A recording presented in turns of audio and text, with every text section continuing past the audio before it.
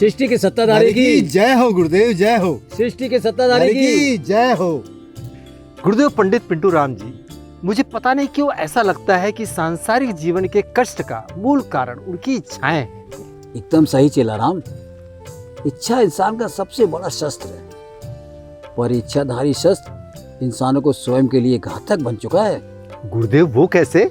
वो ऐसे चेला राम कि तुम एक कक्षा से दूसरी बड़ी कक्षा में जाने के लिए किस पड़ाव से गुजरे थे? गुरुदेव परीक्षा दी, पास हुआ, फिर अगली कक्षा में गया। बिल्कुल चेला राम।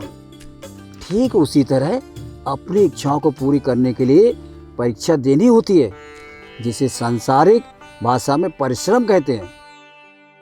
कहने का अर्थ है कि जितनी बड़ी इच्छा उतनी बड़ी परीक्षा।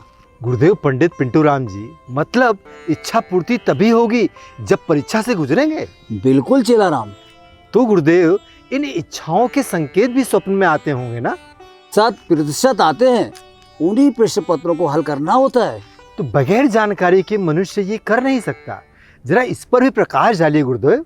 हाँ, अपने सपने में मछली देखना चेला राम। अपने सपने में मछली देखना, मछली को लक्ष्मी का सूचक कहते हैं। इसको देखने का मतलब है आपको धन की प्राप्ति होगी। अब चेला राम, सपने में कैंची देखना। अगर सपने में हम कैंची देखते हैं तो इसका मतलब है आपके घर में कलेश होने का संकेत है। अगर सपने में बिच्छू दिखता है तो शुभ अशुभ दोनों होते हैं। इसका मतलब है आप पर बहुत बड़ी जिम्मेदारी आने वाली है। आपके कार्यों में सफलता भी मिलेगी, मतलब इसमें शुभ अशुभ दोनों हो गए। सपने में मधुमक्खी देखना, इसका मतलब है इससे आपके परिवार की एकजुटता बनी रहेगी। अगर सपने में मधुमक्खी दिखती है, क्योंकि मधुमक्खी का झुंड होता है ना, देखा होगा आपने, सब मधुमक्खियाँ झुंड में रहती हैं, तो इसका मतलब है आपके परिवार की एकजुटता बनी रहेगी।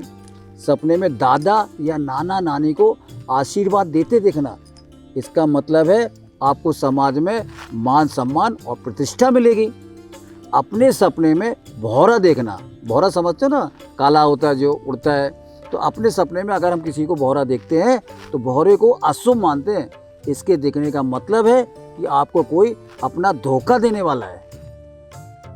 और चेला राम, सपने में अगर आपको काला भौरा दिखता है तो उसका मतलब है कष्टकारी यात्रा का सामना करना पड़ सकता है आपको। अपने सपने में समोसा खाना एक शुभ संदेश मिलने का संकेत है। अगर आप सपने में जुगनू देखते हैं, जुगनू का देखना आपके जीवन में कठिन समय आने वाला है। जुगनू जो रात को नहीं उड़ती है, उसको आकर अपने सपने में देखेंगे तो आपके जीवन में कठिन समय आने वाला है, ये निश्चित कर लो। अपने सपने में माता पिता को देखना, आपको अपने कार्यक्षेत्र में सम्मान मिलने वाला है।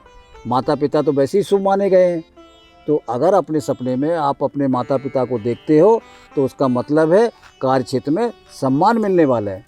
अपने सपने में भूत देखना, भूत को देखना अशुभ माना जाता है। भविष्य में आपको किसी तरह का नुकसान का सामना करना पड़ेगा। सपने में जड़ें देखना, इससे आपके दीर्घायु प्राप्त होगी। सपने में कन्यादान देखना, कन्यादान सबसे माता पिता अपनी बेटी का कन्यादान करते हैं, उसको हम कन्यादान बोलते हैं। तो सपने में कन्यादान देखना मतलब कन्यादान देखना अशुभ होता है, जीवन में कोई संकट आ सकता है। अपने सपने में भगवान का दिखना, भगवान का दिखना शुभ माना जाता है, मतलब है आपको बहुत बहुत धन प्राप्त होगी। अपने सपने में नेवला देखना, मतलब शत्रु से मित्रता हो सकती है, सुलह हो सकती है। अपने सपने में मृत्यु को देखना या खुद की मृत्यु को देखना या किसी और की मृत्यु को देखना, ये शुभ संकेत माना जाता है। और कुछ लोगों की ये भी मान्यता है जिसकी मृत्यु देखो उसकी आयु में वृद्धि हो जाती है।